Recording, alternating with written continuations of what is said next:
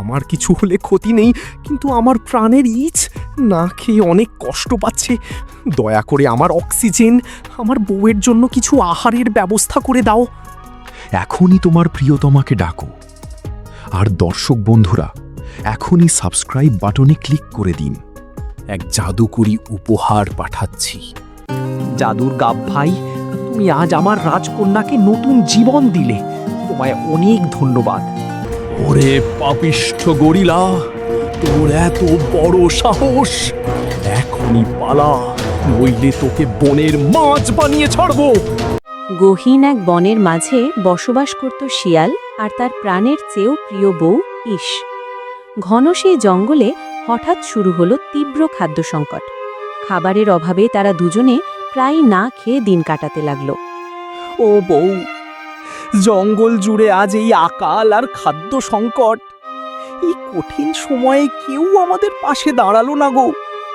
আমাদের কি না খেয়েই মরতে হবে?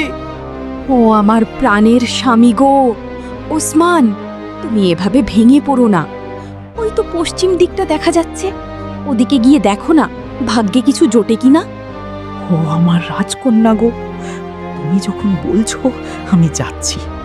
দেখি ওই গভীর জঙ্গল থেকে কিছু জোগাড় করতে পারি কিনা।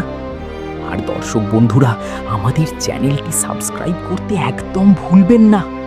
শিয়াল অনেক পথ হেঁটে শ্রান্ত ক্লান্ত হয়ে পড়ল। হঠাৎ বনের পথে একটি ছাগলের সাথে তার দেখা হলো। ও ছাগল ভাই, কি করব আর? কিছুই তো ভালো লাগছে না। আমার কোমল হৃদয়ের রাজকন্যা ক্ষুধার জ্বালায় কষ্ট পাচ্ছে। চারদিকে হাহাকার, কি উপায় করি ভাই? কষ্ট পেও না ভাই, তুমি চাইলে বর্তমান যুগে ইউটিউব কার্টুন বানিয়ে কিছু ইনকাম করতে পারো। আমি একজন ছাগল কন্টেন্ট ক্রিয়েটর হয়েও গুগল এআই স্টুডিওর সাহায্যে ভালো আয় করছি। তুমিও আমাদের সাথে কাজ শুরু করতে পারো। ভাই, আমি যদি শিয়াল চোখে দেখা অচিন পাখি নামে একটি চ্যানেল খুলি, তবে কি সত্যি আয় করতে পারবো? আমার রাজকন্যার মুখে কি আহার তুলে দিতে পারবো ভাই? দর্শক বন্ধুরা, আপনারা সবাই এই শিয়াল ভাইয়ের শিয়াল চোখে দেখা অচিন পাখি চ্যানেলটি সাবস্ক্রাইব করুন। ও ওসমান ভাই, তুমি একদম চিন্তা করো না, তুমি এবার পশ্চিম দিকে যাও। শিয়াল আবার হাঁটতে লাগলো তার প্রিয়তমা রাজকন্যার জন্য খাবারের সন্ধানে। হঠাৎ এক অদ্ভুত দৃশ্য দেখে শিয়াল থমকে দাঁড়ালো। একটি জরাগ্রস্ত গাছ যেন নতুন জীবন ফিরে পেয়েছে, আর তার ডাল থেকে থোকায় থোকায় ঝুলে আছে উজ্জ্বল হলুদ জাদুর গাব। আরে, সারা জঙ্গলে আকাল, অথচ এখানে এমন তরতাজা গাব এলো কোথা থেকে? ফলগুলো দেখে মনটা প্রশান্তিতে ভরে গেল। এ তো অনেক রসালো মনে হচ্ছে, এখনই পেরে ফেলি। নিজের ক্ষুধার কথা ভুলেই গেল। শুধু মনে হতে লাগলো তার রাজকন্যা রাজকুমারী ঘরে না খেয়ে অপেক্ষা করছে। হে সৃষ্টিকর্তা, তোমায় হাজার শুকরিয়া।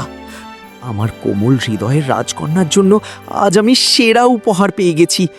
চারদিকের পরিবেশ জাদুকরী, শান্ত এবং স্বর্গীয়।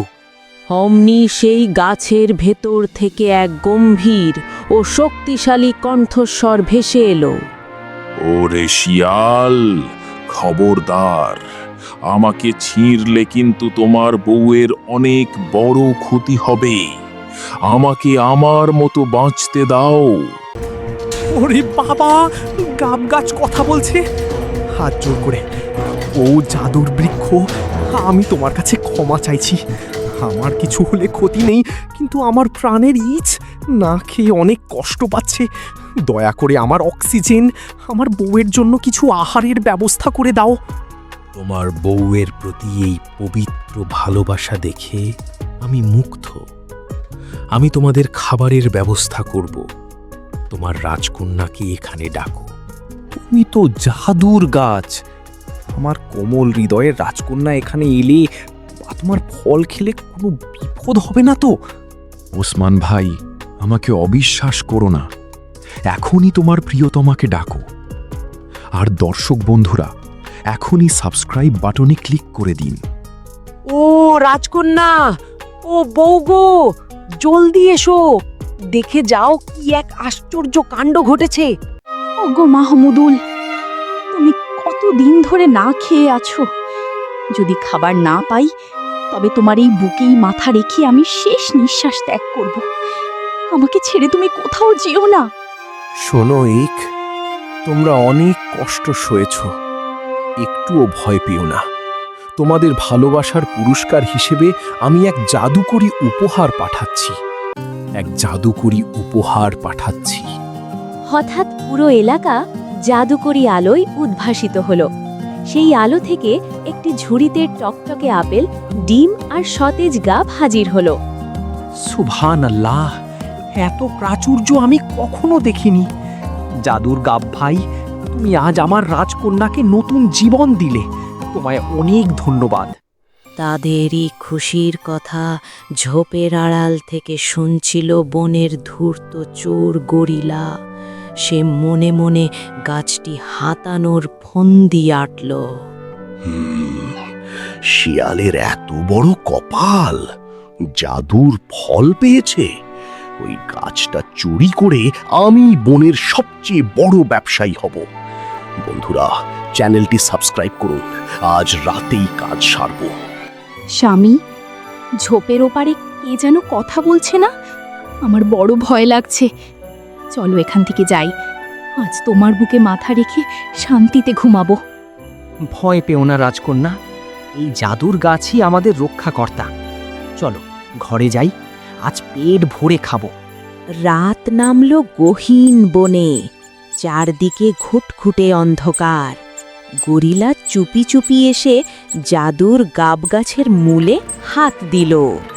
ওরে পাপিষ্ঠ গরিলা, তোর এত বড় সাহস! তোর এই অপবিত্র হাত দিয়ে আমাকে স্পর্শ করলি।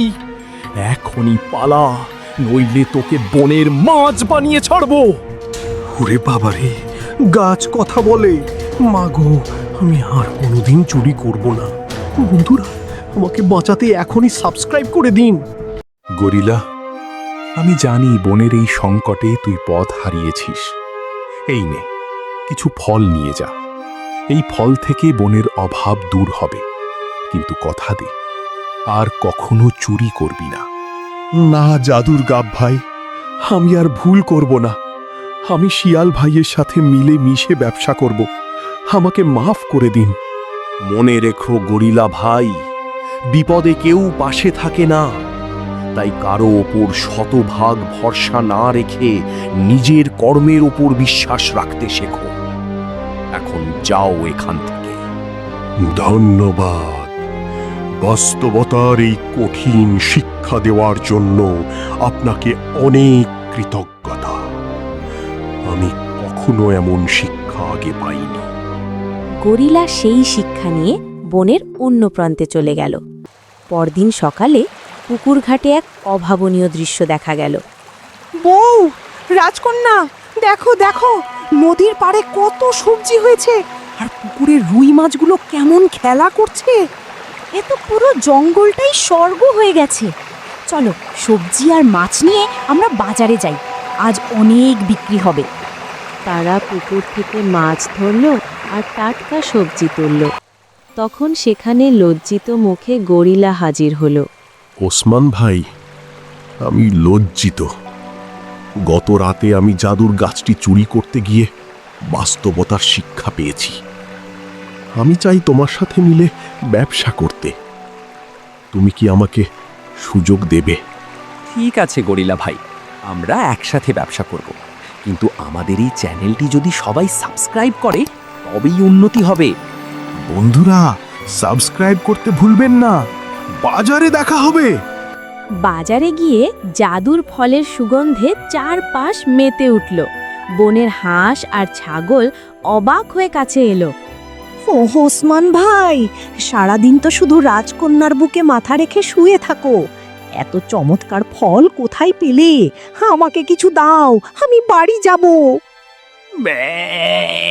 এই গাবগুলো তো একদম অমৃতের মতো মনে হচ্ছে।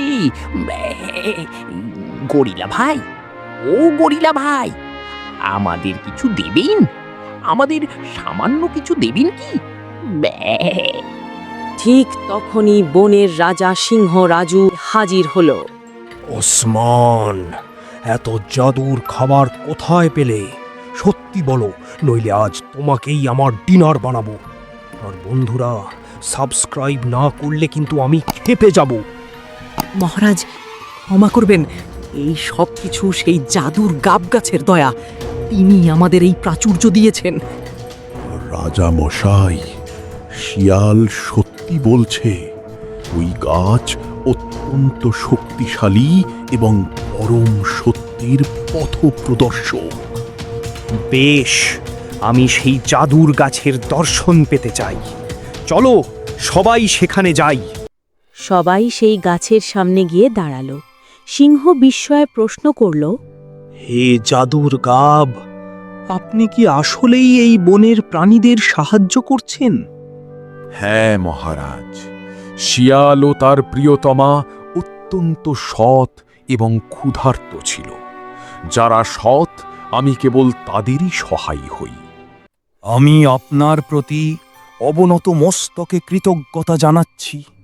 আপনি আমাদের বনের শান্তি বজায় রাখুন। অবশ্যই, তবে শর্ত হল কাউকে হিংসা করা যাবে না।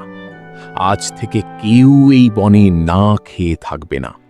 ধন্যবাদ জাদুর গাব ভাই, আমরা আজ থেকে সবাই এক অবিচ্ছেদ্য বন্ধু। মহারাজ, আমরা সবাই মিলেই বনের যত্ন নেব। আর আমি আমার স্বামীর বুকে মাথা রেখেই সারা জীবন সুখে কাটিয়ে দেব। সিংহ অনেক খুশি হয়ে ওসমানকে বনের খাদ্যমন্ত্রী এবং গরিলাকে পাহারাদার নিযুক্ত করল। মনে রেখো, সততাই জীবনের মূল ভিত্তি। বনের পরিবেশ আমূল বদলে গেল।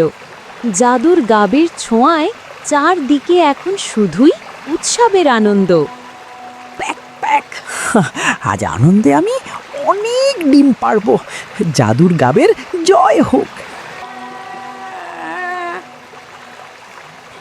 সতেজ ঘাস আর সবজিতে আমাদের বন এখন একদম নন্দন কানন। কি শান্তি, কি দারুণ শান্তি! শোনো সবাই, আজ থেকে কোনো বিপদ হলে জাদুর গাব আমাদের সহায় হবে। আজকের দিনটি বনের জন্য এক বড় উৎসব। ও আমার অক্সিজেন রাজকন্যা, আমরা কি সত্যি সব ফিরে পেলাম? এ কি স্বপ্ন? না গো স্বামী, এ রূঢ় বাস্তব। জাদুর গাবের দান কখনো ফুরাবে না। আমাদের পরবর্তী গল্প দেখতে এখনই সাবস্ক্রাইব করুন। চেষ্টা ছিল আপনার চোখে ও মনে একটু আরাম দেওয়ার। যদি এই ছোট্ট আয়োজনটি আপনার ভালো লাগে, তবে শিয়াল চোখে দেখা অচিন পাখির সাথেই থাকুন। আপনার একটি সাবস্ক্রাইব আমাদের নতুন গল্প বলার অনুপ্রেরণা। ধন্যবাদ সাথে থাকার জন্য।